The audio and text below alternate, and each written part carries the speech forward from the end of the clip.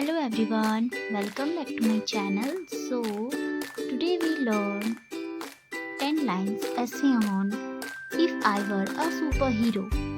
So let's start. First, if I were a superhero, I would help people.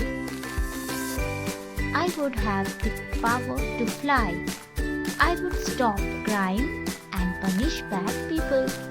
I would help poor and needy people. I would save nature from pollution. My superhero name would be Advait. I would protect animals from harm.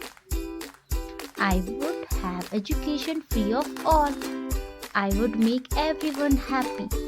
I would fight against evil. I would have a magical cape. I would build homes for homeless people.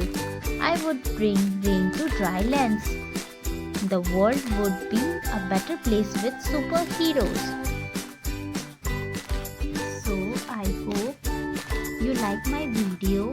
If you like my video, so please like, share and subscribe my channel.